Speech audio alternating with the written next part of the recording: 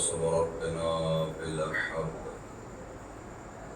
الصلاة والسلام والتحية والإكرام على سيد ما في الوجود سر الله في كل موجود نقطة دائرة الوجود صاحب لواء الحمد والمقام المحمود مولانا مولا ثقلين جد الحسن والحسين أبي القائمين الطاهرين المعصومين المظلومين ولعنة الله على أعدائهم أجمعين بيومنا هذا إلى قيام يوم الدين. أما بعد فقد قال الحسين عليه الصلاة والسلام بسم الله الرحمن الرحيم مثلي لا يبايع مثله صلوا على النبي وآله السلام.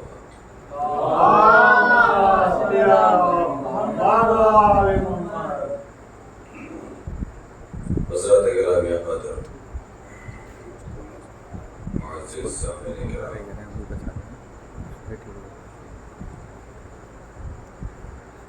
ذکر اہل بیت علیہ السلام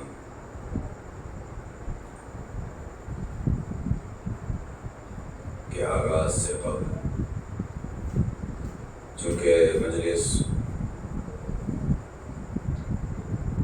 بقیت اللہ مشن ٹیم کی طرف سے ہو رہی ہے، لہذا آغاز گفتگو میں ایک جملہ بطور پیغام اور اپنے زمانے کے امام سے متعلق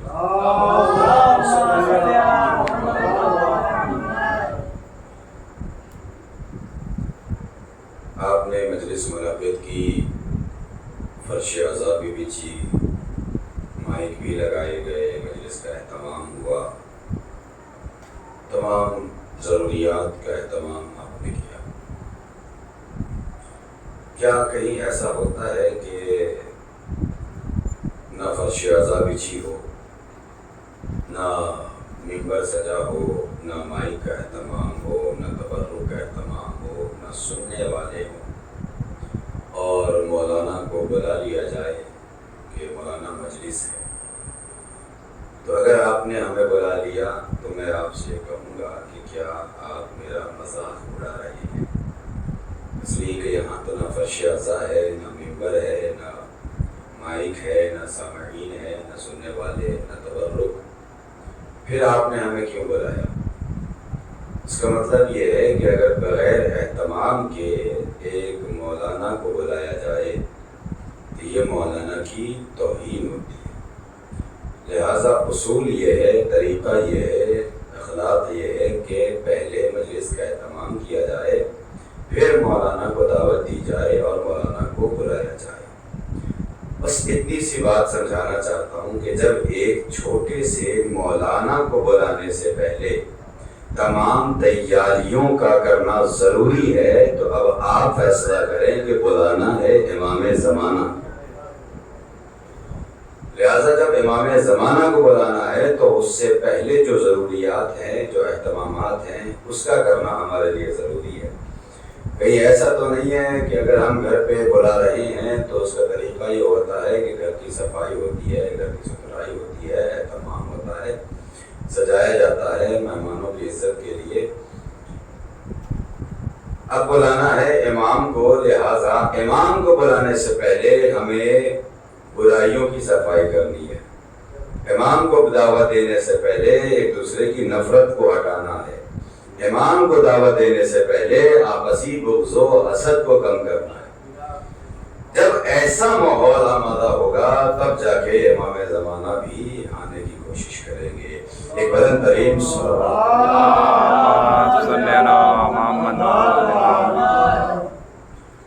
اب جلدی عزیزان محترم کچھ اہم باتیں ہیں جو آپ کے سامنے بیان کرنا ہے۔ سوال ایک کر رہا ہوں، بس بلا تمہید گفتگو کا آغاز کر رہا ہوں، اس لیے کہ وقت بھی زیادہ ہو چکا ہے۔ سوال یہ ہے کہ ایام عزا اپنے آخری منزل پر ہیں، کچھ دنوں میں یہ ایام عزا رخصت ہو جائیں گے، تمام ہو جائیں گے۔ 1 محرم سے لے کر 6 ربیع الاول تک ہم نے اب تک جتنی مجلسیں سنی ان تمام مجلسوں کا نچوڑ نتیجہ آج آپ کے سامنے رکھ رہا ہوں۔ سوال یہ ہے، سوال ایک ہوگا اور اسی کا جواب پر پوری مجلس منحصر ہے۔ سوال یہ ہے کہ کیا 61 ہجری میں جب قافلہ اہل حرم کربلا سے چلا اور راستے کی صعوبتوں کو برداشت کرتا ہوا، مصائب میں آپ سنتے ہیں، کوفے ہوتا ہوا، اور جب یہ قافلہ شام پہنچا ہے تو روایتیں یہ بتاتی ہیں، مقاتل یہ بتاتے ہیں کہ شام میں جیسے ہی یہ قافلہ پہنچا وہاں ظلم اپنے عروج پر تھا، ظلم نے حد کر دی، یہاں تک کہ چھتوں سے پتھروں کی بارش ہونے لگی، لوگ گرم پانی اور آگ برسانے لگے۔ دیکھیں سوال ہے کہ مصائب نہیں ہے، سوال یہ ہے کہ کیا ہم نے کبھی سوچا کہ اہل بیت علیہ السلام کے خلاف شام والوں کے اندر اتنی جرأت کیسے پیدا ہوئی؟ بس یہی بتانا ہے آج کہ ایسی جرأت، اتنی ہمت ان شامیوں کے اندر کیسے آئی کہ وہ رسول کے نواسے علی کے بیٹے حسین کے بیٹے کے اوپر گرم پانی تک پھینک رہے ہیں، جبکہ تاریخ نے یہ بتایا کہ کوفے کربلا سے لے کر جب یہ قافلہ چلا تو کئی شہروں سے ہوتا ہوا یہ قافلہ شام پہنچا ہے۔ شام سے پہلے اور دوسرے شہروں میں بعض افراد ایسے بھی نظر آئے کہ جنہوں نے امام حسین اور سید سجاد علیہ السلام کی طرف سے جنگ بھی کی ہے یزیدیوں کے خلاف، لیکن واحد شام ایسا شہر ہے کہ جہاں پر ظلم کی انتہا ہو گئی، اور ایسے ایسے شامی وہاں موجود تھے کہ وہ انتظار میں تھے کہ علی کی اولاد اگر ہمارے سامنے آ جائے تو ہم اسے فوراً قتل کر دیں۔ آخر یہ جرأت، یہ ہمت، یہ قوت ان کے دلوں میں پیدا کیسے ہوئی؟ 61 ہجری میں جب یہ واقعہ رونما ہوا تو تاریخ نے بتایا، اب سنیے گا توجہ سے سارے مطالعہ، کہ جب یہ قافلہ شام میں پہنچا ہے تو منظر یہ ہے کہ اس وقت یزید تخت خلافت پر تھا، اور یزید کون تھا؟ اس کو جانتے ہیں یزید کون تھا؟ آج ہمارے ہاں جس کا من چلتا ہے، جس کا بس چلتا ہے، وہ یزید پر لعنت کر دیتا ہے، لیکن ذرا سا یزید کی تاریخ پڑھیے کہ یزید اس پاورفل طاقت کا نام تھا کہ جو کم از کم 57 ملکوں پر حکومت رکھتا تھا۔ آپ اندازہ کیجئے، میں کہیں آپ کو لے جاؤں گا انشاءاللہ، ایک تاریخ ہے جو تاریخ کے نچوڑ کو آپ کے سامنے پیش کرنا ہے آج کی مجلس میں، اور 2.5 مہینے جو آپ نے مجلس سے سنی ہے، انشاءاللہ آج کی مجلس سن کر آپ کو احساس ہوگا کہ یہ کربلا کی شے کا نام ہے۔ یزید اس پاورفل شخصیت کا نام ہے، اس پاورفل ذات کا نام ہے کہ جس نے 56 سے 57 سے 61 ملکوں پر واحد حکومت کی یزید کی۔ اب آپ بتائیے، اتنی بڑی حکومت یزید کی، اتنی بڑی طاقت رکھنے والا یزید، جب اس کے سامنے کسی کے اندر اتنی جرأت آئے گی جو یزید کے سامنے اپنی آواز بلند کر دے؟ جب یہ لٹا ہوا قافلہ شام کے دمشق کے جامع مسجد میں پہنچا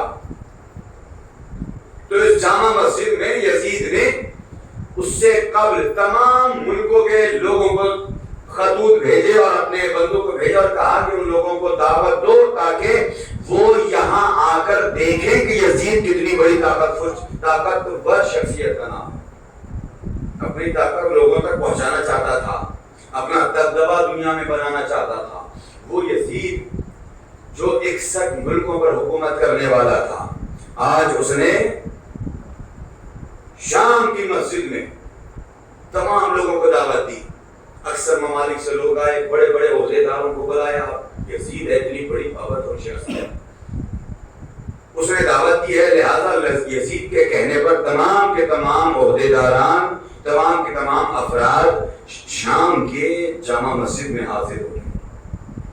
تاریخ نے بتایا کہ جامع مسجد کی حالت یہ تھی کہ جہاں پر ایک سوئی کے گرنے کی جگہ بھی نہیں بچی ہوئی تھی، اتنی تعداد میں لوگ وہاں پر بھرے ہوئے تھے۔ اور آپ اکثر مسائل میں سنتے ہیں کہ 400 کرسی نشین وہاں پر موجود تھے۔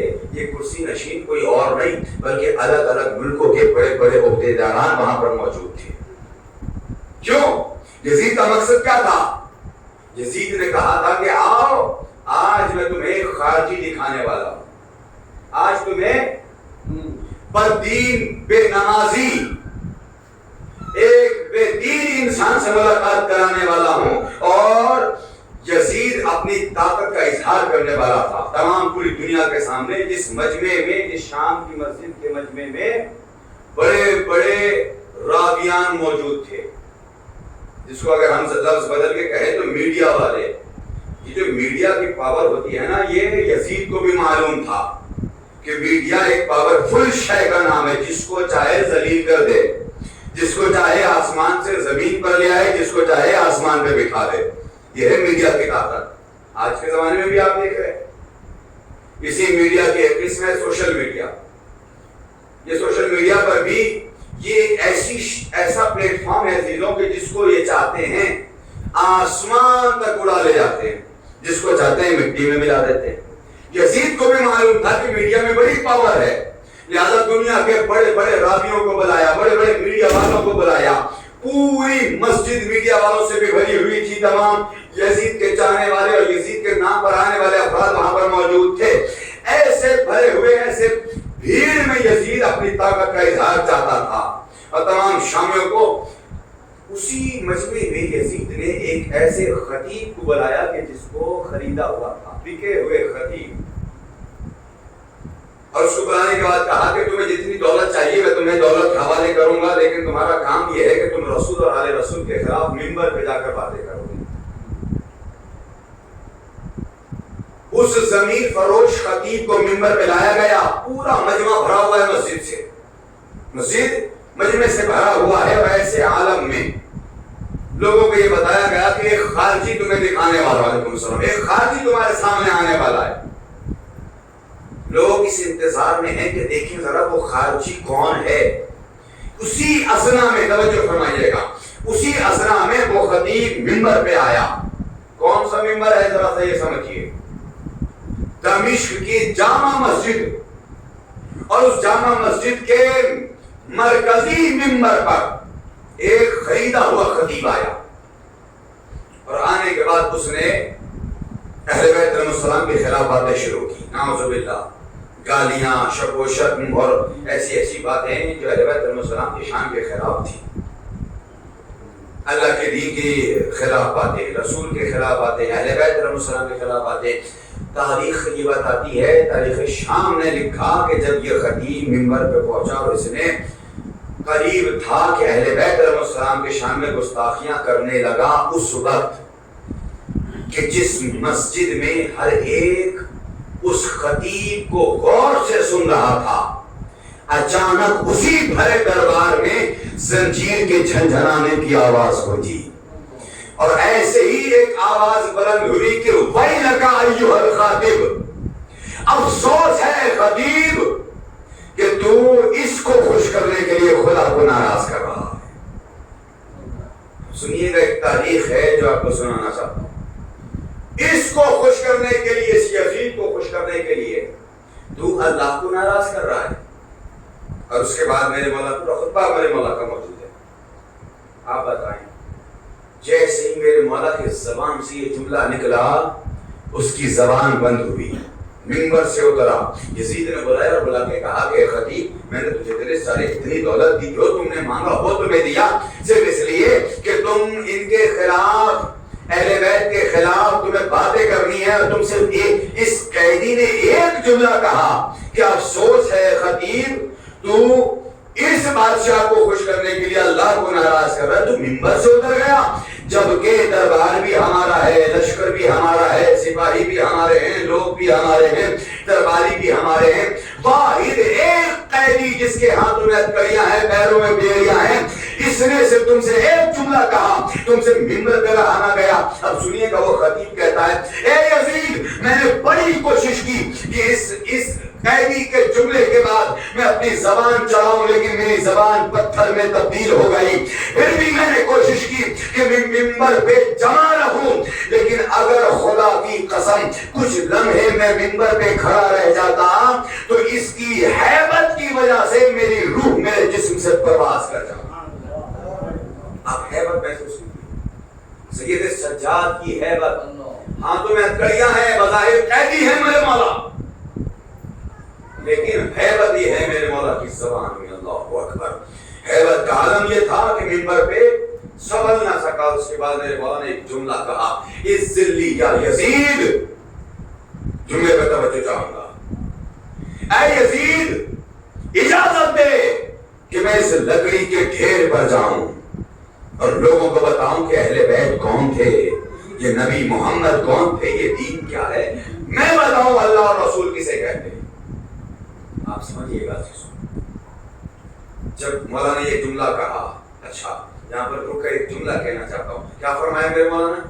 اس ذلی یا یزید، اجازت دے اے یزید، اللہ اکبر، 57 ملکوں پر حکومت کرنے والا واحد یزید، جس کے دربار میں ایسے ایسے لوگ موجود تھے کہ جنہوں نے کبھی خلیفۃ المسلمین کہہ کے بلایا، کبھی امیر المومنین کہہ کے بلایا، کبھی سید السردار کہہ کے بلایا، ایسے ماحول میں میرے مولا کہہ رہے ہیں اے یزید، اللہ میرے مولا نے دربار میں یزید کو اس کی اوقات بتائی کہ یزید جسے دنیا خلیفۃ المسلمین کہہ رہی ہے، جسے امیر المومنین کہہ رہے ہیں لوگ، اسے سجاد یزید کہہ کے بلا رہے ہیں۔ کس میں اتنی جرات ہوگی؟ آج ہمارے سامنے کوئی بڑا عہدیدار آ جاتا ہے تو ہم اپنی جگہ پر سلامت نہیں رہتے، لیکن 57 ملکوں پر حکومت کرنے والا یزید، اس کے سامنے میرے مولا نے کیسے خطاب کیا، اے یزید، اے یزید کہہ کے مولا نے بتایا کہ سجاد بندھے ہاتھوں میں بھی مختار ہے، لیکن یزید کھلے ہاتھوں میں بھی مجبور ہے۔ آپ سنیے عزیزو، ایک تاریخ ہے جو آپ کو بتانا چاہتا ہوں۔ یہ تو تمہید تھی جو ابھی دربار شام اور یہ جامع مسجد، شام کی جامع مسجد کے واقعات میں آپ کو سنا رہا ہوں۔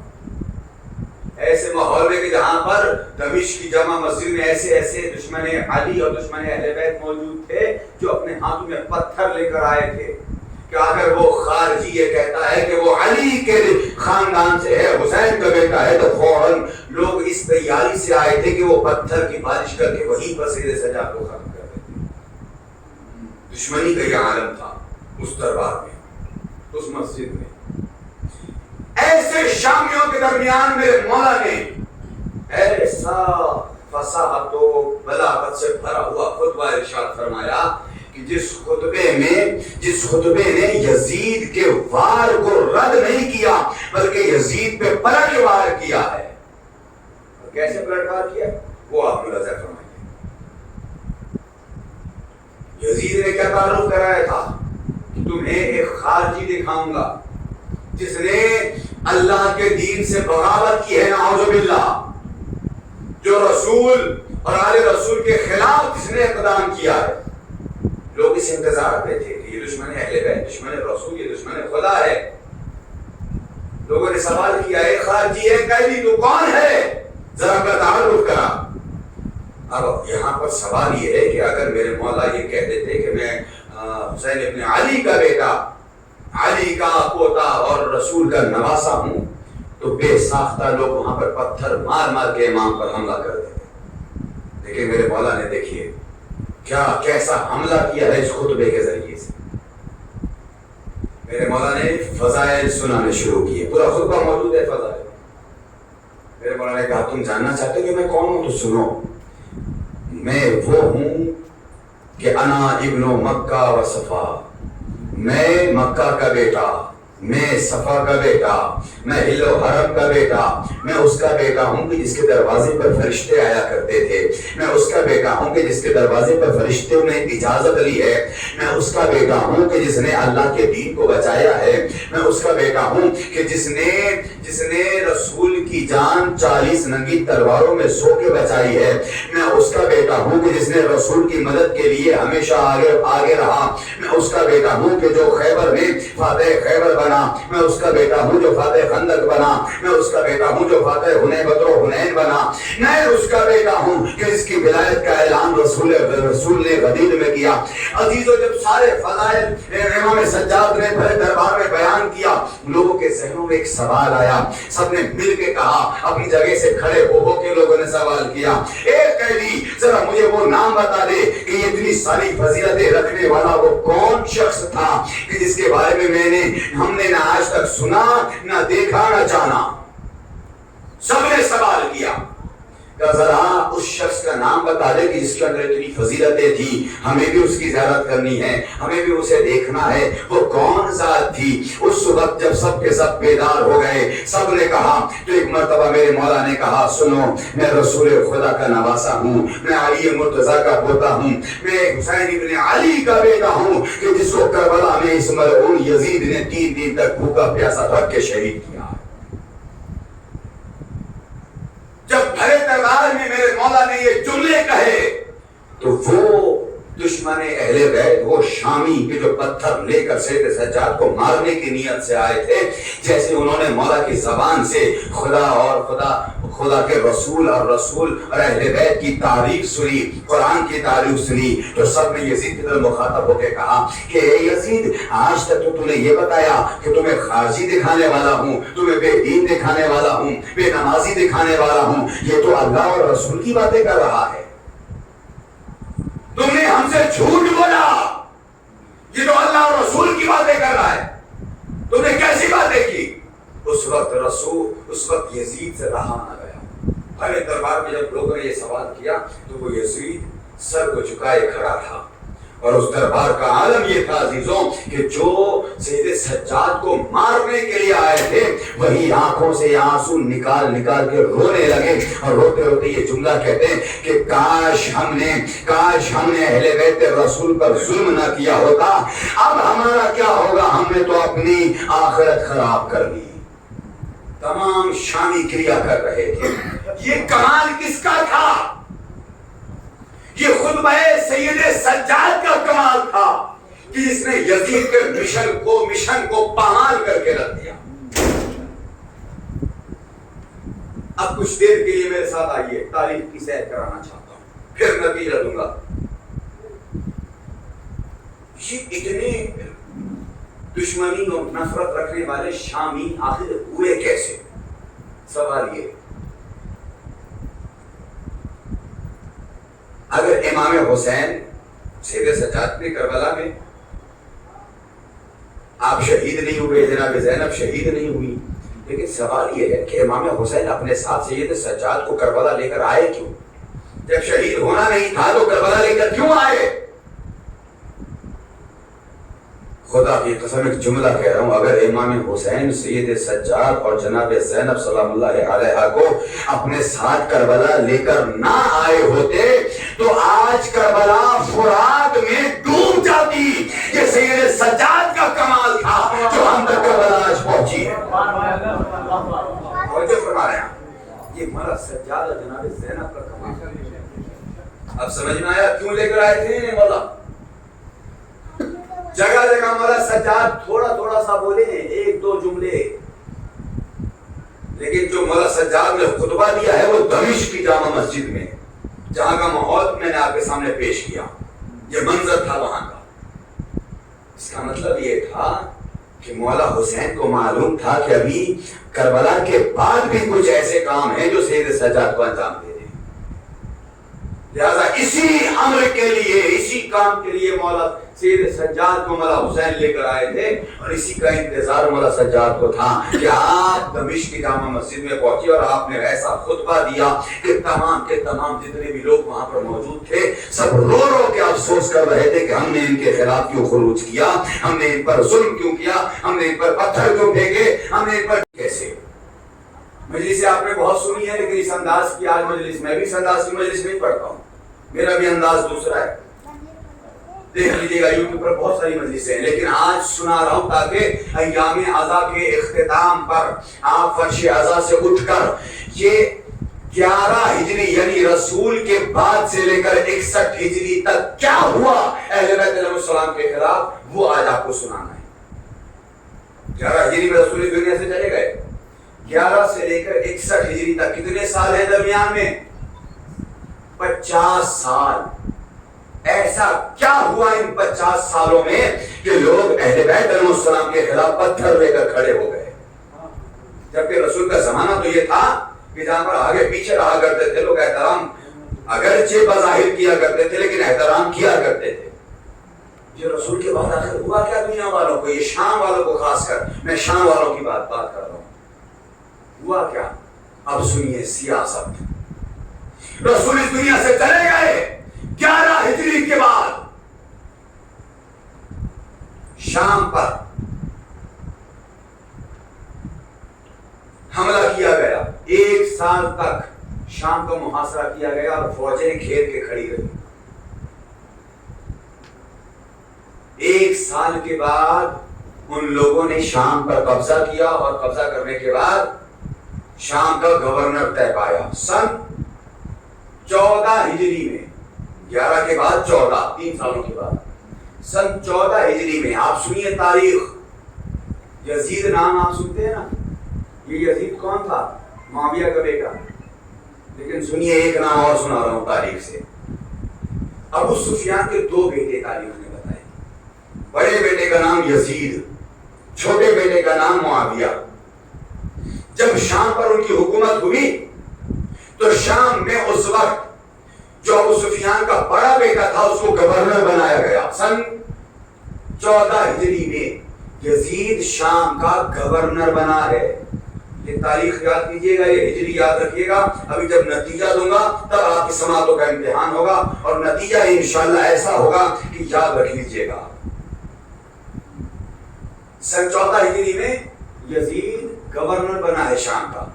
14 سے لے کر 4 سال تک یعنی سن 18 ہجری میں تاریخ نے بتایا کہ یزید کو طاعون کی بیماری ہوئی اور اس میں وہ مر گیا، اور اس کے بعد اس کا جو چھوٹا بھائی معاویہ ہے جو یزید کا باپ ہے، معاویہ، اس کو گورنر بنایا گیا شام کا۔ ابھی حاکم نہیں بنا ہے، توجہ فرمائیے گا، جبکہ یہ حاکم شام سے مشہور ہے، ابھی حاکم نہیں بنا شام کا۔ سن 18 ہجری سے معاویہ گورنر بنایا گیا شام کا۔ کس نے بنایا؟ خلیفہ اول اور خلیفہ دوم۔ تاریخ ہے اس میں۔ اب توجہ فرمائیے، 18 سے معاویہ گورنر رہا شام میں 35 ہجری تک اس نے شام میں گورنری کی ہے، اور اس کے بعد تاریخ نے بتایا کہ سن 41 ہجری میں امام حسن کے پاس آیا اور آ کے کہتا ہے کہ آپ ہمارے حوالے حکومت کر دیجیے، اگر نہیں کریں گے تو پھر نتیجہ مولا حسن کو معلوم تھا۔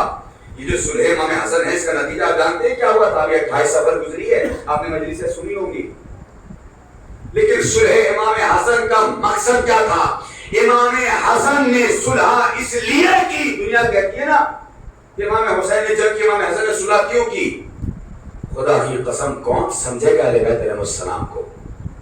اگر امام حسن صلح نہ کرتے تو شیعہ حیدر کرار مار دیے جاتے اور ختم کر دیے جاتے۔ مولا نے اپنے شیعوں کی محبت میں ان کی جان کی حفاظت کے لیے صلح نامہ تیار کرایا، اور جہاں پر تمام شرائط لکھے گئے وہاں پر ایک شرط میرے مولا حسن نے یہ بھی لکھا کہ اے حاکم شام، یہ وعدہ کر، اسی شرط پہ میں تجھے شام کا حاکم اور حکومت دوں گا کہ تو یہ وعدہ کرے گا کہ منبر سے جو میرے بابا کے خلاف شک و شتم ہو رہے ہیں اور میرے بابا علی کے خلاف گالیاں دی جا رہی ہیں نعوذ باللہ، ان گالیوں کو بند کرائے گا۔ اس نے کہا بالکل، صلح نامے پہ شرط لکھی گئی، اس نے دستخط کی۔ اب یہ دستخط کرانا، توجہ فرمائیے گا، مولا حسن نے جو دفاع کیا ہے ولایت مولا کائنات کا، پنجتن میں اہل بیت پنجتن میں یہ دوسری فرد ہے جو شہزادی کے بعد امام حسن نے اپنے بابا کی ولایت کا دفاع کیا ہے۔ کیسے دفاع کیا؟ کہا لکھو اور اس پر تمہیں اعتراف کرنا پڑے گا کہ آج کے بعد سے اس منبر سے علی کے خلاف کوئی باتیں نہیں ہوں گی۔ دستخط ہوئی، اس نے سائن کی۔ اس کا مطلب یہ ہے اگر حاکم شام نے منبروں سے مولا کے خلاف باتیں نہ کرائی ہوتی تو وہ یہ کہہ دیتا تھا نا، اس کو حق تھا، وہ کہتا کہ اے میرے مولا ہم نے تو یہ کام کیا ہی نہیں، تو یہ شرط لکھنے کی ضرورت کیا ہے؟ میرے مولا نے یہ شرط لکھوا کے یہ بتا دیا کہ اصل مجرم یہی ہے، اور اس نے ایکسپٹ کیا ہے، اس نے دستخط کر کے اپنے جرم کا اعتراف کر لیا۔ اللہ اکبر۔ اچھا یہ صاحبان علم بیٹھے ہیں، نوجوان حضرات بیٹھے ہیں، یہ ہمارے کورٹ کا کچہری کا لا ہے، قانون ہے کہ اگر کوئی مجرم اپنے جرم کا اعتراف کر لے تو اسے سزا دینا ضروری ہے نہیں ہے؟ اگر کوئی مجرم اپنے جرم کا اعتراف کر لے، ایکسپٹ کر لے کہ ہم نے جرم کیا ہے، تو اب کورٹ کے اوپر قانون کو اس کو سزا سنانا واجب ہے۔ میں کہوں گا میرے آقا حسن، آپ نے اعتراف جرم تو کرا لیا، لیکن سزا کیسے؟ سزا کون دے گا جبکہ سزا دینا بھی ضروری ہے؟ میرے مولا حسن نے کہا ہاں، ایک بھائی نے اعتراف جرم کرایا ہے، دوسرا بھائی اسے سزا دے گا۔ اگر یقین نہ ہو تو سن 61 ہجری کے بعد دیکھ لینا، قتل امام حسین کے بعد جس منبر سے سن 41 ہجری سے پہلے علی کے خلاف باتیں کی جا رہی تھی، سن 61 ہجری کے بعد وہی منبر ہوگا، ذکر میرے بابا کا ہوگا، مجلس حسین کی ہوگی، ذکر میرے بابا کا ہوگا، مجلس رسول کی ہوگی، ذکر میرے بابا کا ہوگا، مجلس سجاد کی ہوگی، ذکر میرے بابا کا ہوگا۔ ایسا ہوا نہیں ہوا؟ قیامت تک مجلس کسی کی بھی ہو لیکن ذکر بابا علی کا ہو۔ اب سنیے عزیزان محترم، یہ جو درمیان میں بات آ رہی تھی جو میں نے آپ کے حوالے کر دیا، سن 36 ہجری سے لے کر سن 41 ہجری میں، سن 36 ہجری میں صفین، جنگ نہروان اور جمل، یہ سارے واقعات ہوئے۔ سن 41 ہجری میں حکومت اس کو مل گئی، اب یہ گورنر نہیں رہا شام کا، کیا رہا؟ حاکم بن گیا، شام کا حاکم۔ کتنے سال ہو گئے؟ سن 14 ہجری سے شام پر ان کی حکومت ہوئی۔ اب آپ اندازہ کیجئے گا، سن 14 سے 61 ہجری تک یزید نے حکومت کی، معاویہ نے حکومت کی، پھر یزید نے حکومت کی۔ اب توجہ فرمائیے گا، یہ جو تاریخ میں نے آپ کو سنایا ہے انشاءاللہ کام آئے گی۔ اب اس شام کا کہ جس شام میں بعد رسول دشمنوں کی حکومتیں رہیں، ایسے ماحول میں اہل بیت علیہ السلام کے خلاف لوگوں کو کیسے کیا گیا، یہ ملاحظہ کروائیے آپ کی مجلس۔ اسی شام کا عالم یہ تھا کہ جس شام میں دشمنوں کی حکومت رہی، حکومت وقت کے سپاہی راتوں کو سادے لباس میں شام کی گلیوں میں نکل جایا کرتے تھے اور گھروں میں گھس گھس کے جن جو مائیں اپنے بچوں کے ساتھ اپنے بستروں پر سو جایا کرتی تھی، ان کے بچوں کو خاموشی کے ساتھ چرا کے لے جایا کرتے تھے، اور جب مائیں راتوں کو نیند ان کی ٹوٹتی تھی، نیند سے جاگ جاتی تھی، تو اپنے بچوں کو تلاش کرتی تھی۔ جب بچے بستر پر نظر نہیں آتے تھے گھر میں تلاش کرتی تھی، جب گھر میں بچے نظر نہیں آتے تھے تو اپنے گھر سے باہر گلیوں میں نکل کے تلاش کرنے لگتی تھی۔ تو اس وقت سرکاری کچھ مولوی جن کا عالم یہ تھا کہ ایک ہاتھ میں تسبیح دوسرے ہاتھ میں قرآن مجید لے کر کھڑے ہوا کرتے تھے۔ یہ سرکاری مولوی کیوں؟ اس لیے کہ جب رات کو وہ مائیں اپنے بچوں کو تلاش کرنے کے لیے اپنے گھر سے باہر نکلا کرتی تھی تو یہ مولوی ان سے سوال کیا کرتے تھے کہ خاتون اتنی رات کو تم اپنے گھر سے باہر کہاں جا رہی ہو؟ تو وہ مائیں کہتی تھی کہ کیا تم نے ابھی کسی کو میرے بچے کو لے جاتے ہوئے دیکھا ہے؟ تو وہ خریدے ہوئے مولوی، بدبخت ملعون مولوی، قرآن پہ ہاتھ رکھ کے قسم کھا کے یہ کہتے تھے کہ قسم قرآن کی، ہم نے ابھی علی کو تمہارے بچوں کو چراتے ہوئے لے جاتے دیکھا۔ اللہ اکبر۔ آپ دیکھیں شام کا منظر کیا ہے، کس طریقے سے اہل بیت کے خلاف سازشیں رچی گئی۔ یہ تو پہلا واقعہ ہے جو میں نے تاریخ کے حوالے سے آپ کو تاریخ سے نکال کے سنایا ہے۔ دوسرا واقعہ سن لیجیے، بس اشارہ کروں گا، پوری تاریخ ہے 50 سال کی۔ سن 61 ہجری کے بعد جو مولا سجاد پر آگ اور پتھروں کی بارش ہوئی ہے، گرم پانی پھینکے گئے، کیوں پھینکے گئے اس کا جواب دے رہا ہوں۔ پہلا واقعہ یہ آپ کو سنایا میں نے۔ اب دوسرا واقعہ سن لیجئے، وہ غریب، وہ افراد کے جو جنگلوں میں پہاڑوں میں زندگی گزارتے تھے، ان تک حکومت کی طرف سے، حکومت شام کی جانب سے حکومت کے بندے کچھ بکریاں اور جانور لے کر جاتے تھے اور یہ کہتے تھے کہ حاکم شام نے تمہارے خدمت میں یہ تحفہ پیش کیا ہے، تم اس سے اپنی زندگی بسر کرو۔ اور اب سیاست سنیے گا، 5 سالوں کے بعد وہی حکومت کے کارندے وہاں جا کر یہ کہتے تھے کہ ہمیں علی نے بھیجا ہے، اور یہ کہہ کے بھیجا ہے کہ وہاں جتنے بھی جانور، جتنے بھی بکریاں بغیر اجازت کے دیے گئے ہیں انہیں ماں بچوں کے واپس لائے جائیں، اس لیے کہ بیت المال کا مال بغیر اجازت کے دیا گیا ہے اور یہ جائز نہیں ہے۔ یہ کون ہے آنے والا؟ کہ یہ وہی ہے جو 5 سال پہلے بکریاں لے کر گیا تھا۔ لیکن جملہ سنیے گا، جو میرے طرح تو بچے رہیے گا، بہت توجہ۔ سیاست یہ تھی شام کی کہ دیا جاتا تھا تو حکومت کے نام سے اور چھینا جاتا تھا تو علی کے نام سے۔ اب دیکھیں، اب آپ بتائیے جس جوان سے روزی روٹی چھین لی جائے، کیا چھیننے والے سے وہ محبت کرے گا؟ کیسے بغض بھرا جا رہا ہے لوگوں کے دلوں میں۔ یہ تاریخ کا دوسرا واقعہ میں نے آپ کو سنایا، اب تیسرا واقعہ سن لیجیے جلدی جلدی۔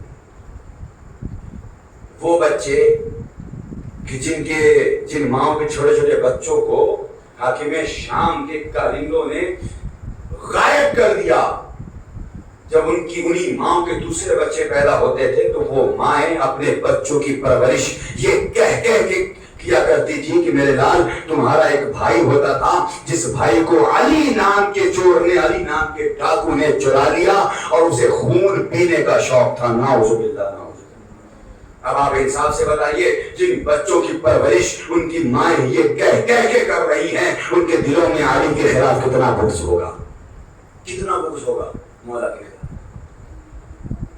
وہی بچے جب شام کے گلیوں میں کھیلا کرتے تھے تو دیواروں پر یا علی علی لکھ کر ان پہ پتھر مار مار کے یہ کہتے تھے کہ علی تو کون ہے؟ جو بھی ہے میرے سامنے آ جاتا کہ میں اس پتھر سے تمہیں اذیت پہنچاؤں۔ اس طریقے سے بچے بڑے ہو رہے ہیں شام کے۔ شام کا عالم جانتے ہیں کیا تھا؟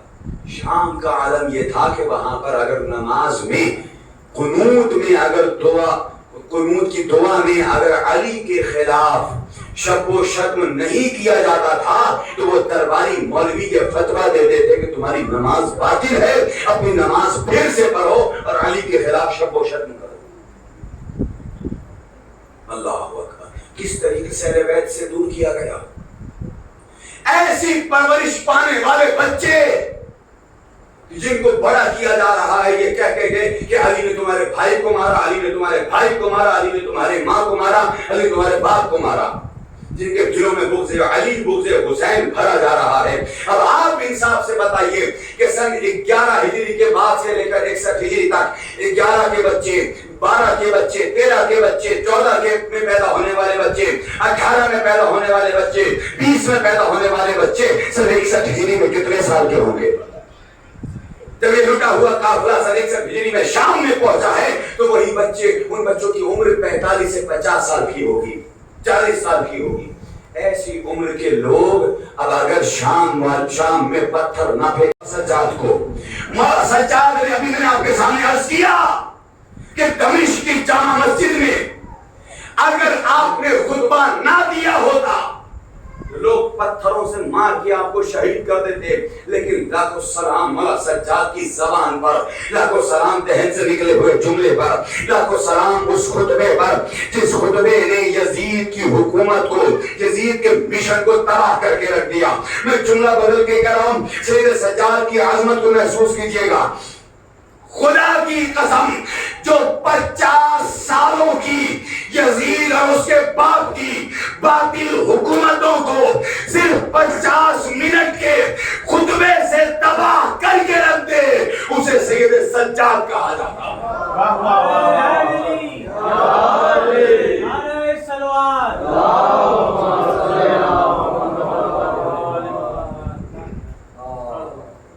جو صرف 50 منٹ کے خطبے سے 50 سال کی حکومت کو پلٹ کے رکھ دے، ایسا ہوتا ہے میرا مولا، یہ ہے سید سجاد۔ اور آپ اندازہ کریں، یہ وہی شام ہے اور یہ اسی شام کے خطبے کا اثر ہے کہ آج آپ شام کی زیارت کے لیے اگر جو لوگ گئے ہوں گے وہ گواہ ہوں گے۔ تاریخ نے بتایا کہ یزید کا دربار مٹ گیا، لیکن آج بھی سید سجاد کے نام پر عزا خانے باقی ہیں۔ وہ ظلم کرنے والے ہتھیار، وہ ظلم کرنے والے نیزے تلوار زنگ آلود ہو گئے، مگر آج بھی حسین کے چاہنے والے یہ آزادار زندہ ہیں، جاوید ہیں، اپنی گردنیں لے کر کھڑے ہوئے ہیں، اپنا سینے لے کر کھڑے ہوئے ہیں۔ کیوں؟ یہ سید سجاد کے خطبے کا اثر تھا۔ اور آپ اندازہ کیجئے گا کہ شام کے دربار میں کیا ہوا، مولانا سجاد کے خطبے نے کیا اثر کیا۔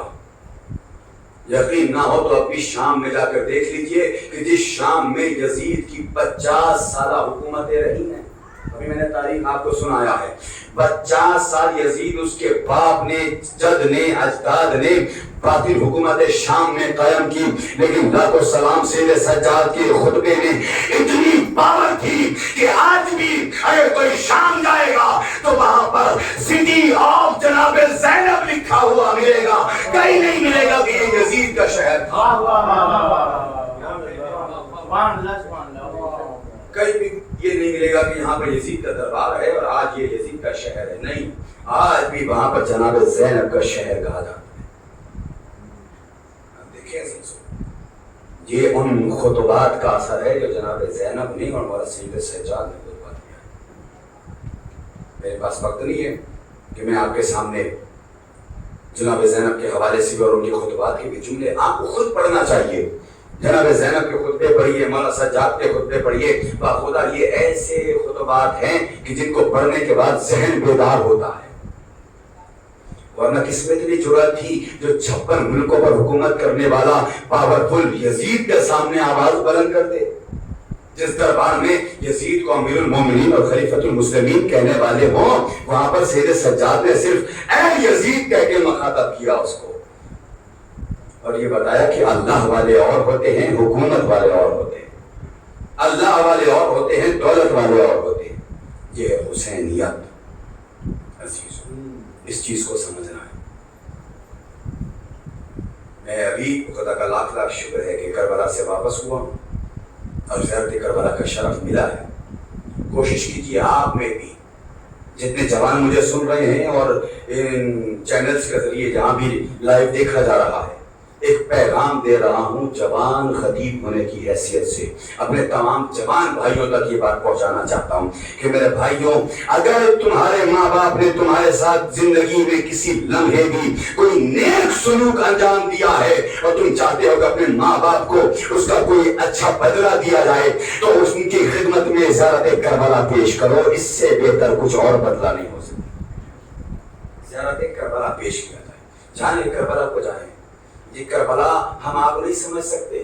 میں نے جو ایک فقرہ امام حسین کی کا تلاوت کیا ہے، جو میرے مولانا نے فرمایا کہ مثلی لا یبارئ مثلا، میرے جیسا اس جیسے کی بیعت نہیں کرے گا۔ اس کا مطلب یہ ہے کہ جس کے اندر حسینیت پائی جائے گی، جو حسینی ہوگا، وہ یزید جیسے کی بیعت نہیں کرے گا، وہ کبھی بھی کسی حاکم کے سامنے سر نہیں جھکائے گا۔ یہ مولانا سجاد نے پیغام دیا۔ لوگ کہتے ہیں کہ مولا حسین نے مہلت مانگی تھی ایک شب کی 9 کی رات میں، لیکن نہیں، میں کہتا ہوں کہ مولا حسین نے مہلت نہیں مانگی تھی، بلکہ میرے مولا حسین نے دشمنوں کو ایک شب کی مہلت دی تھی۔ یہ حسین تمہیں ایک شب کی مہلت دے رہا ہے، اب بھی تمہارے پاس وقت ہے کہ تم واپس جہنم سے جنت کی طرف آ جاؤ۔ اور خدا کی قسم، اگر میرے مولا حسین مہلت نہ دیتے تو حر سے علیہ السلام کیسے بنتا؟ یہ میرے مولا نے مہلت دی ہے۔ حر صبح کا سورج جیسے نمودار ہوگا، ادھر حر کی زندگی روشن ہو گئی، حر حسین کی خدمت میں حاضر ہوا۔ انداز یہ ہے کہ حر آیا، حر کا بیٹا آیا، حر آیا، حر کا غلام آیا، حر آیا، حر کا بیٹا آیا، غلام آیا، اور اس حر کا بھائی آیا۔ اس حیثیت سے پہنچا کہ آنکھوں پر پٹیاں ہیں۔ جیسے امام حسین کی خدمت میں حاضر ہوا، اس نے اپنے آپ کو حسین کی قدموں پہ گرا دیا۔ لیکن ایک جملہ کہہ دوں میرے بھائیوں، یہاں پر رک کے بہت واقعات آپ سنتے ہیں، کربلا سنتے رہتے ہیں، لیکن اس کربلا سے میسج دے رہا ہوں، حر آیا، گناہگار تھا، حسین کا راستہ روکا اس نے، لیکن اس نے امام حسین کی خدمت میں آ کے اپنے آپ کو گرایا۔ ایک جملہ کہہ دوں، روایت میں بتایا کہ جیسے اس نے اپنے آپ کو گرا دیا، میرے مولا آگے بڑھے اور اس کو اٹھایا اور سینے سے لگایا۔ اور ایک جملہ کہا حسین اے حر جا تجھے اس حسین نے معاف کیا تیرے خدا نے معاف کیا. کیوں؟ جملہ یاد رکھنا بطور پیغام. ارے حر نے امام حسین تک آنے میں تاخیر کی ہے, حسین نے معاف کرنے میں نہیں. میرا مولا کتنا کریم ہے, سمجھ رہے ہیں آپ؟ کتنا کریم ہے میرا مولا. معاف کرنے میں دیر نہیں کی میرے مولا نے, اٹھنے آنے میں تاخیر کی. میرے مولا نے معاف کرنے میں تاخیر نہیں کی. یہ میں نے مسائل نہیں شروع کیے, لیکن آپ رو رہے ہیں, یہ مجلس کی قبولیت کا سبب ہے. اپنے آپ کو بارگاہ امام حسین میں حاضر کریے, مولا ہم گناہگار ہیں, خود کی طرح ہماری قسمت کو پلٹا دیجیے. ہماری تو ذمہ داری یہ ہے, ہمارا تو مقصد ہی یہی ہے مجلس کا. ورنہ ہمارے جیسا گنہگار اگر آل رسول اور رسول کی شفاعت نہ ہو تو ہماری مغفرت کون کرائے گا؟ آقا حسین نا. میں ایک واقعہ سناتا ہوں, بس گفتگو روک دوں گا یہاں پر. ابھی جو کربلا میں نے دیکھا, جو اینالائز کیا میں نے, ایک ریسرچ سنا رہا ہوں جوانوں, شاید کہ آپ کا دل دھڑک جائے گا اور فخر کرو گے آپ کہ آپ کو خدا نے حسینی بنا کر اس دنیا میں بھیجا ہے. 22 ملین افراد کربلا میں نام حسین پر جمع ہوئے. کتنے؟ 22 ملین. جب ہم نے 22 ملین کو جوانوں, اگر میتھمیٹکس آپ کی اچھی ہے تو میرے ساتھ جوڑتے رہیے گا. میں ایک فلسفہ سنا رہا ہوں کربلا کا, کربلا کا ایک معجزہ سنا رہا ہوں جو ہم نے خود آنکھوں سے دیکھا ہے اور آپ کو بتانا چاہتا ہوں, شاید اندازہ ہو جائے کہ کربلا کس شے کا نام. 22 ملین کو جب ہم نے کروڑوں میں کنورٹ کیا تو کتنے ہوئے؟ 2 کروڑ 20 لاکھ. یعنی کربلا میں اس سال 2 کروڑ 20 لاکھ لوگ امام حسین کے نام پر جمع ہوئے. کوئی بھی قافلہ جاتا ہے, کسی بھی قافلے سے آپ پوچھ لیجئے گا کہ آپ کربلا کتنے دن کے لیے جائیں گے, کتنے دن کا اسٹے ہوگا, تو زیادہ سے زیادہ 14 دن 20 دن بتائیں گے لوگ. کم سے کم بھی اگر لیا جائے تو 10 دن سے کم کوئی نہیں رہتا. یعنی جتنے بھی لوگ گئے 10 دنوں تک وہاں پر ضرور رکتے ہیں. نجف سے لے کر کربلا تک مشی بھی ہوتی ہے اور کربلا میں رکتے ہیں. تو کتنے لوگ؟ 2 کروڑ 20 لاکھ لوگ کربلا میں کم از کم 10 دن رکے. اچھا, اب آپ سے سوال ہے, میں نے کربلا میں جو پانی کی بوٹلز دیکھی نا, وہ اتنی بڑی ہوتی ہے, گول سی, اتنی بڑی, بالکل اتنی بڑی بس. اب آپ سے سوال ہے میرے بھائی, آپ بتائیں کہ 45 سے 50 ڈگری کی گرمی میں آپ یہ اتنی بڑی پانی کی بوتل کتنی پی جائیں گے ایک دن میں؟ 15. میں نے بہت سے لوگوں سے سوال کیے, کسی نے کہا 20, کسی نے کہا 25, کسی نے کہا 15. لیکن میں یہ کہتا ہوں کہ نہ 20 جوڑو, نہ 25 جوڑو, نہ 15 جوڑو, صرف 10 بوتل, صرف پانی کی 10 بوتل ایک دن میں ایک عزادار نے پیا. نجف سے لے کے کربلا تک آپ دیکھ لیجیے ویڈیو, ہر موقع پہ, ہر سبیل پہ پانی ہے, ہر گلی میں پانی ہے, ہر میٹر پہ پانی ہے. جس کو جتنا من چاہے پانی پیے, اتنی بوتلیں پانی کی موجود ہے وہاں پر. میں نے کہا صرف 10 بوتل ایک عزادار ایک دن میں پی رہا ہے, تو آپ کیلکولیٹ کر کے بتائیے کہ 10 دن میں 2 کروڑ 20 لاکھ لوگوں نے کتنی پانی کی بوتل پی ہوگی 10 کے حساب سے. میرا تو ذہن جہاں پر فیل ہوا, میں کیلکولیٹ نہیں کر پایا. اور کیسے کر لیتا؟ یہاں کربلا تو نام ہی اس جگہ کا ہے کہ جہاں پر ذہن کام کرنا بند کر دیتا ہے. پھر وہاں پر ذہن کام نہیں کرتا, پھر وہاں ہوتی ہیں وہ چیزیں جو ہوتی ہیں. آپ احساس بھی نہیں کر سکتے. کیلکولیٹر سے پوچھا تو کیلکولیٹر نے بتایا کہ 220 کروڑ پانی کی بوتل کربلا میں 10 دنوں میں استعمال ہوئی. اور ابھی جو میں نے آپ کو 22 ملین جو تعداد بتائی ہے, یہ تو وہ ہیں کہ جو سروے میں آئے ہیں. بہت سارے ایسے ہیں جو بغیر ویزے کے وہاں جاتے ہیں, یا بائی بس جاتے ہیں, بائی کار جاتے ہیں, اور سرحدوں سے جاتے ہیں, پاکستان سے چلے جاتے ہیں, ایران سے چلے جاتے ہیں. ان کا کام تو نہیں ہے اس میں. اس میں وہ ہیں کہ جن کے ویزے نکلے ہیں. کتنے؟ 220 کروڑ پانی کی بوتل 10 دنوں میں استعمال ہوئی. اللہ اکبر. ہندوستان میں زندگی گزارنے والوں، جب میں نے 220 پانی کی بوتل کو 5 روپے کے حساب سے کیلکولیٹ کیا تو کیلکولیٹر نے بتایا کہ 1100 کروڑ روپے انڈین صرف پانی پر کربلا میں خرچ ہوئے۔ آپ نے تو سن لیا نا، لیکن میں صرف پانی کی بات کر رہا ہوں، کھانے کی نہیں، رہنے کی نہیں، سونے کی نہیں اور دوسرے اخراجات کی نہیں، صرف پانی پر 1100 کروڑ روپے کربلا میں خرچ ہوئے۔ ارے جو قوم صرف نام حسین پر 10 دنوں میں 1100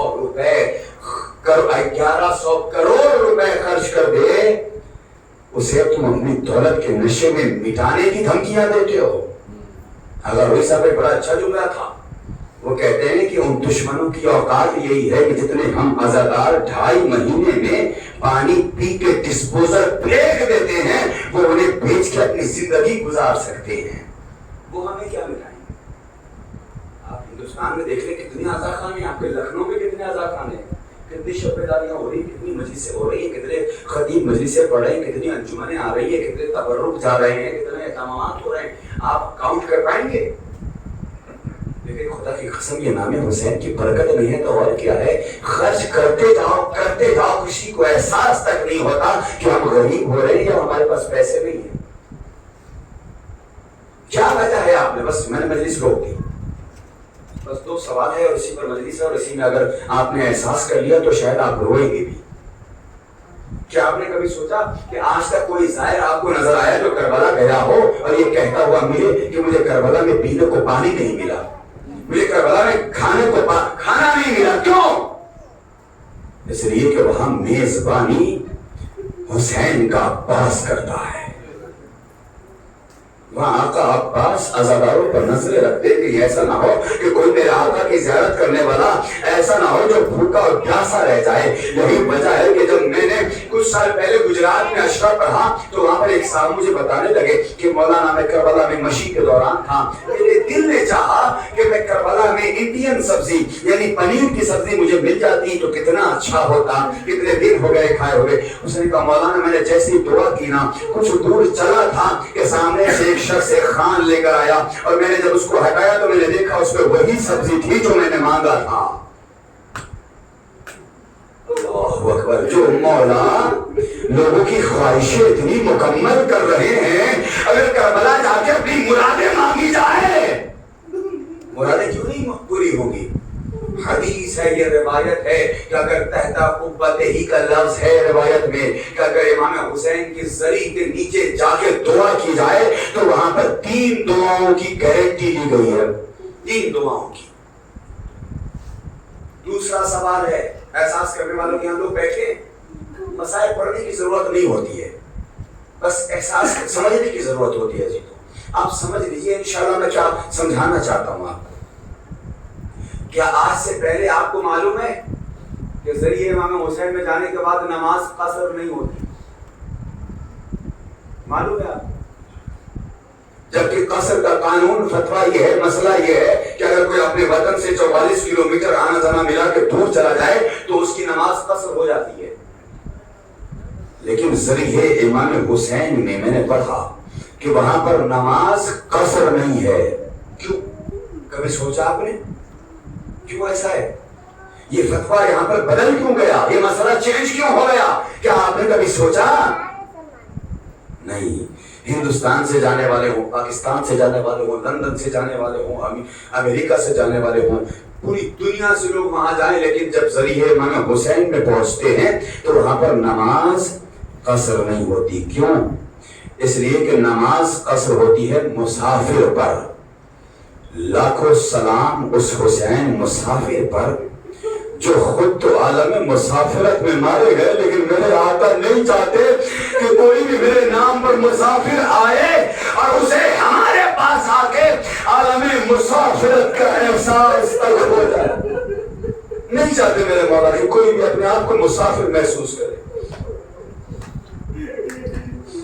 یہ میرے مولا کا کرم ہے عزیزوں کہ آج بھی میرے مولا کسی کو احساس تک نہیں کرانا چاہتے۔ اس اس لیے کہ مولا سے بہتر کون جائے گا، اس حسین غریب سے بہتر کون بتائے گا کہ عالم غربت میں کیا حالت ہوتی ہے۔ اگر کسی کو جاننا ہو تو حسین غریب سے پوچھے۔ عالم غربت میں جب کوئی مر جائے اور رونے والا موجود ہو لیکن پھر بھی رو رہا ہو تو کوئی تماچے مارے، کوئی تازیانے مارے، ان مسافر سے سوال کرو نا کہ جن کو رونے پر پابندیاں لگائی گئی۔ آپ کے رونے پر کوئی پابندی نہیں ہے چیزوں، لیکن جب سکینہ روتی تھی نا تو ظالم تماچے مارتے تھے، جب زینب ام کلثوم فریاد کرتی تھی تو ظالم تازیانے سے اذیت پہنچاتے تھے۔ اللہ اکبر۔ سکینہ جانتے ہیں جناب سکینہ کے نام پر عزا خانے میں آپ بیٹھے ہیں، ایک جملہ کہہ دوں شاید رونے کے لیے یہی جملہ کافی ہو۔ سکینہ اس غم زدہ بی بی کا نام ہے جس کی عمر کم تھی ظلم زیادہ تھے۔ راستے میں ظالم تماشے لگاتے تھے تو سکینہ دریا کو دیکھ کے کہتی تھی چچا آپ کے بعد تماشے مارے گئے، بابا آپ کے بعد تازیانے چھین لیے گئے۔ اللہ اکبر۔ کیسی مظلومہ سکینہ، رسیوں سے باندھا جاتا تھا تو سکینہ آواز بلند کرتی تھی بابا اس سکینہ کو آپ کے سینے پر سونے کی عادت تھی، آج اونٹ کی ننگی پشت پہ باندھا جا رہا ہے۔ عزیزو جوان بھائیوں ایک سوال کر رہا ہوں، حساس جملے بس احساس کر لیجئے گا۔ کبھی ایسا ہوا ہوگا کہ آپ کے گھروں میں آپ کی چھوٹی بہنیں ہوں گی، جب بھائی کوئی اپنے گھر سے باہر جاتا ہوگا تو چھوٹی بہنوں کی عادت ہوتی ہے بھیا میرے لیے فلاں چیز لیتے آنا۔ کبھی کبھی ایسا ہوتا ہے کہ وہ بہنیں ضد کرنے لگتی بھیا میں بھی آپ کے ساتھ چلوں گی، لیکن یہ بچوں کی فطرت ہوتی ہے کہ جب بہت دیر اپنے گھر سے دور رہ لیتے ہیں نا تو پھر بچے کہتے ہیں بھیا آپ گھر چلو، بھیا آپ گھر جانا ہے، بھیا آپ گھر لے چلو۔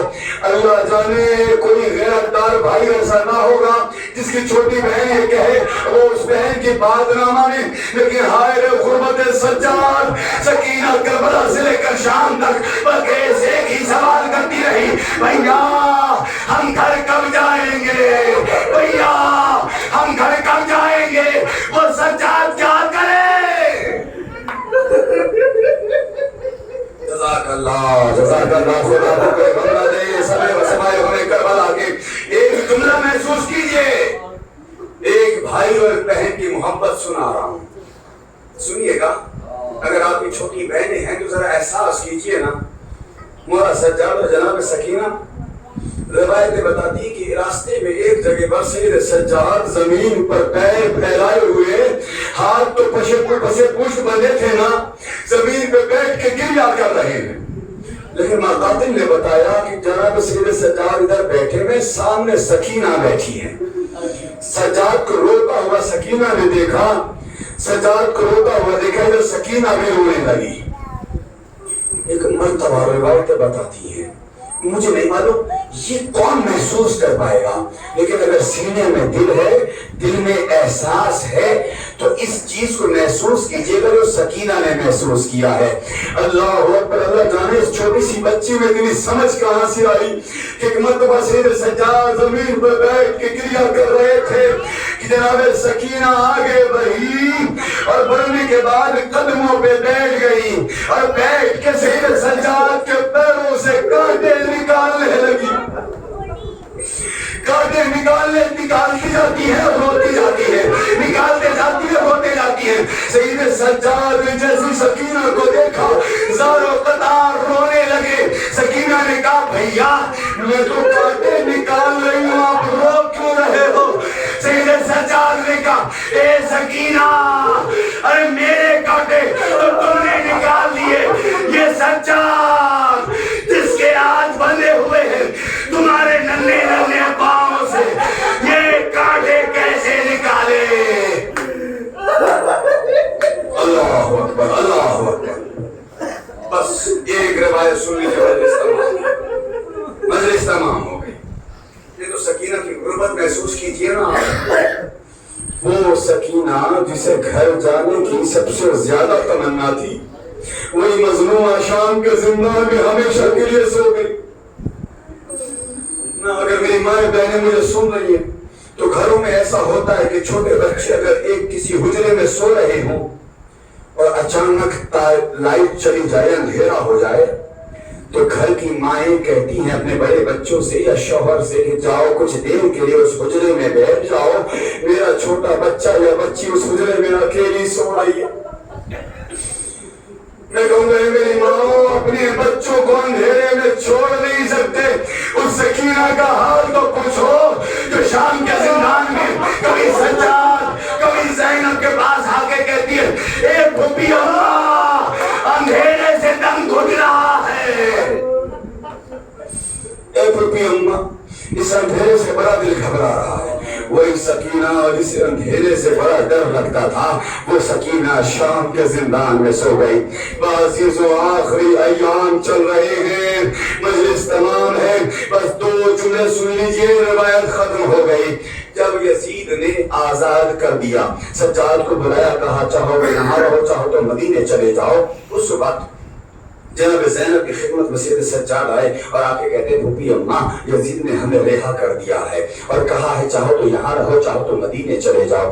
جیسے ہی جناب زینب نے وہ بیوی جو کربلا سے لے کر اب تک قیدی رہی، جیسے رہائی کا نام سنا نا، بے ساختہ کہتی سجاد یزید سے جا کے کہہ دو کہ کربلا سے لے کر اب تک ہم نے جب بھی اپنے ماں جائے کا ماتم کرنا چاہا، کسی نے تازیانے مارے ہیں تو کسی نے تماچے مارے ہیں، اس سے کہہ دو کہ رونے کے لیے گھر خالی کرا دے۔ اے عزیزو آپ اس اللہ خانے میں کیوں آئے ہو؟ پرسہ پیش کرنے کے لیے نا، ایسے ہی ایک گھر خالی ہوا، بیویاں پرسہ پیش کرنے آ گئی۔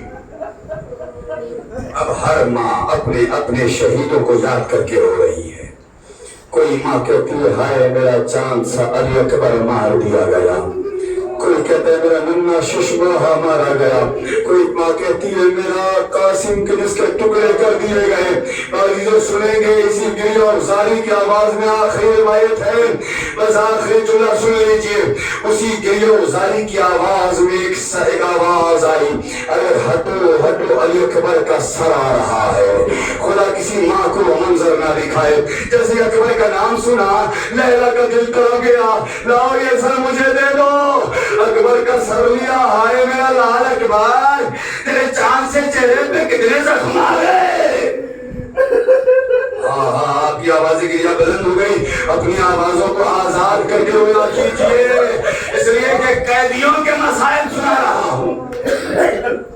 ہاں اکبر کا سرایا تو لیلا نے ماتم کیا، قاسم کا سرایا فروا نے ماتم کیا، سنیے گا عزیزو اصغر کا سرایا تو رباب نے ماتم کیا، لیکن اب تک جتنے سر آ رہے تھے تو بس شور ہو رہا تھا، لیکن اب جو سر آیا ایک ہلچل مچ گئی، ارے ہٹو ہٹو، عباس عباس کا نام سنا، زینب نے بائیں پھیلا دی، لاؤ یہ سر مجھے دے دو۔ خدا ان آوازوں پر رحمت نازل فرمائے، جزاک اللہ۔ خدا تو کوئی غم نہ سنو گے، بس مجلس تمام ہو گئی، جتنا رونا ہے رو لیجیے، نہیں معلوم اگلے سال کو ہم زندہ رہے کون مر جائے۔ زینب نے سر عباس کو لیا، بس سنیے گا عزیزو جناب سکینہ کی مظلومیت کو، سر عباس کو لے فریاد کرتی جاتی ہیں، دیکھتی جاتی ہے، روتی جاتی ہے، اے عباس تم تو میری چادر کے رکھوالے تھے نا، عباس تمہارے بال پر بدل پھرایا گیا۔ بس سنیے گا عزیزو، روتی ہوئی زینب کی نگاہوں نے کیا دیکھا کہ سامنے سے سید سجاد رستے ہوئے قدموں کو بڑھائے ہوئے آگے بڑھے، کانپتے ہوئے ہاتھوں کو بڑھایا اور ایک جملہ کا پھوپھی اماں کیا کچھ دیر کے لیے چچا کا سر مل جائے گا؟ اب جو قیامت ٹوٹنے والی ہے جناب زینب پر، ادھر سے ادھر سجاد نے سر عباس لیا، زینب کو لگا کہ سجاد فریاد کریں گے، شکایت کریں گے، لیکن اب جو زینب نے دیکھا ایک قرآن بپا ہوا، سجاد سر عباس لے کر شام کی اندھیری کوٹری میں آئے، ننھی سی قبر پہ رکھ دیا، اے سکینہ جسے تم بلاتی تھی، آج وہ سجاد، آج وہ عباس آ گئے، اے سکینہ چچا عباس۔ اے پروردگار حبیب ابن مظاہر کے ضعیفی کا واسطہ، امام حسین کی غربت کا واسطہ مولا کے چاہنے والے جہاں جہاں بھی عزادار ہیں، بالخصوص تمام ضعیف حضرات کے گناہ کبیرہ اور صغیرہ کی مغفرت فرمائے۔ اے پروردگار، علی اکبر علیہ السلام کی جوانی کا واسطہ، بی بی صغرا اور کبریٰ کا واسطہ، مولا کے چاہنے والے جہاں جہاں بھی ہیں، بالخصوص تمام جوان نوجوان بہن بھائیوں کو راہ راست پر رہنے اور نیک عمل کرنے کی توفیق عنایت فرما۔ اے پروردگار، علی اصغر علیہ السلام کی کمسنی کا واسطہ، بی بی سکینہ کی بے بسی کا واسطہ، مولا کے چاہنے والے جہاں جہاں بھی ہیں، بالخصوص تمام بچے بچیوں کو اپنے والدین کا مطیع و فرما بردار بنا۔ اے پروردگار، ہم سب کو حاضرین ناظرین سامعین میں جتنے بھی افراد ہیں جلد از جلد زیارات کے شرف سے مشرف فرما۔ اے پروردگار، ہماری سب سے اہم اور افضل دعا یہ ہے کہ منتقم خون امام حسین یعنی امام زمانہ کے ظہور میں تعجیل فرما، ہم سب کو ان کے اعوان و انصار میں شمار فرما۔ آخر میں گزارش ہے